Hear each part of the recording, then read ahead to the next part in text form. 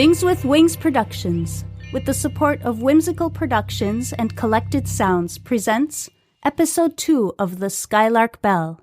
I'm your host, Melissa Oliveri. If you recall, in our previous episode, we were introduced to our main character, Magpie, who had just moved into an old farmhouse on the outskirts of a small town called Pocket. In today's episode, we'll read Chapter 2, Lucas, where Magpie meets the boy next door who takes her on a tour of Pocket, but seems reluctant to talk about the spooky abandoned house nearby and a mysterious old woman named Farfalla. So get comfortable, grab a blanket, a warm drink, and let's get started. The cool spring air hits Magpie's face as she walks down her long driveway. The cloudy sky makes the early evening seem darker than it should be.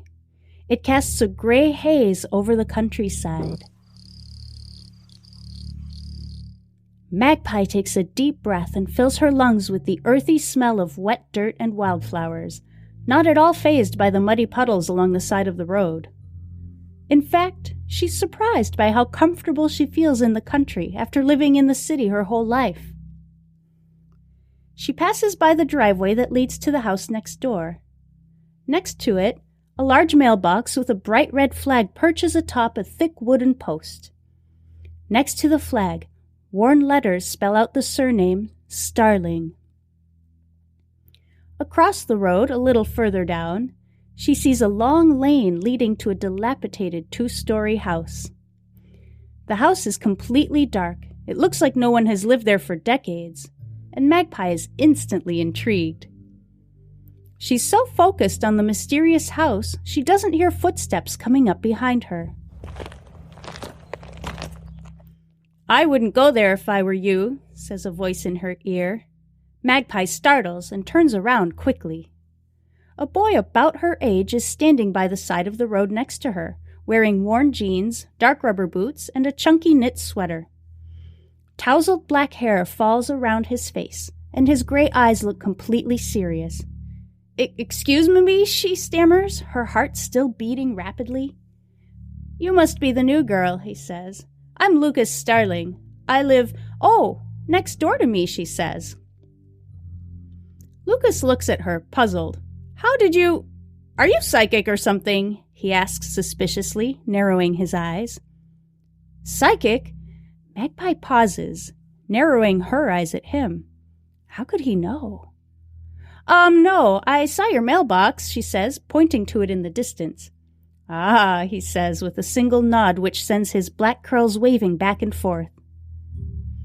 They stand, staring at one another for a moment, awkward silence between them, until Magpie realizes he's waiting for her to introduce herself.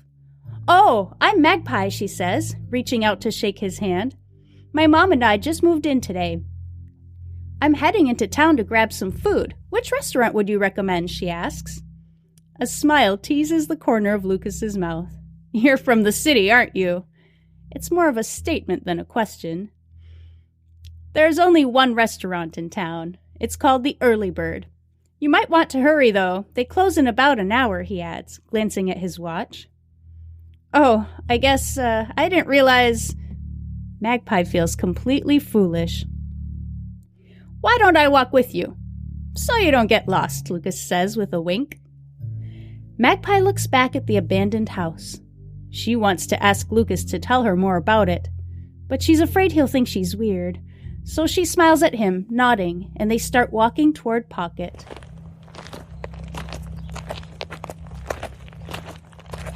Lucas leads Magpie down the main street of town.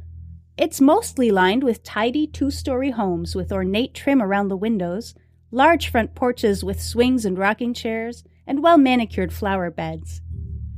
As they near the center of the small town, he begins to tell her about the handful of businesses that line its main street.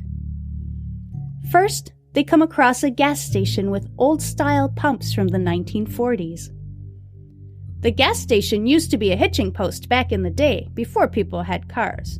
The main building housed a tavern. I think it was called the Red Wing Inn, for people passing through town on the way to the larger cities on either side. The outside was painted bright red. I saw it in a painting once, says Lucas. Magpie can hear the passion in his voice. He's very knowledgeable and very interested in the history of the town. That's the Pocket General Store, he says, pointing to a quaint building with gray wooden siding and a sloping roof. They carry everything from groceries to farm equipment.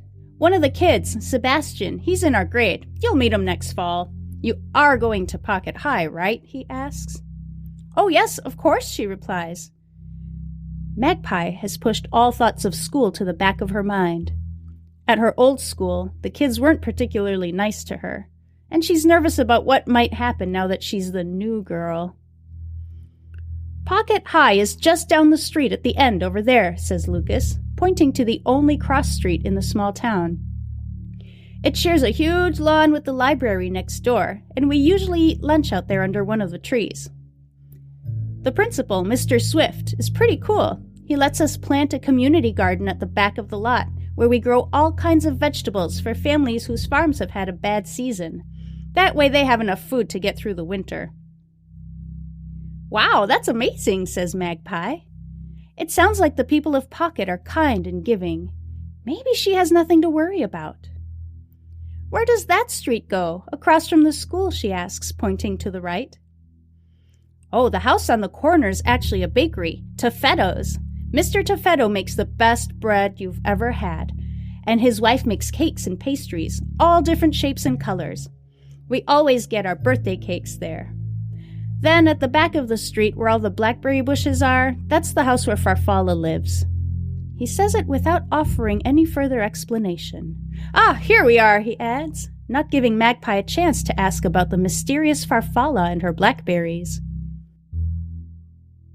Magpie can't help but wonder why someone who's so happy to talk about the history of the town would be so mysterious about the abandoned house and the woman named Farfalla.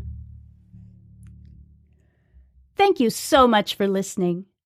Join me next week as we pursue our adventure and read Chapter 3 of Meadow Lane and the Skylark Bell, where Magpie has an uncomfortable encounter with one of the locals and learns that the people of Pocket may have reason not to trust strangers. Oh, and don't forget to subscribe. You don't want to miss a thing. Before I go, I'd like to thank Phaeton Starling Publishing for this fantastically eerie story, and Canal Elanion for composing equally fantastic and eerie music for this podcast.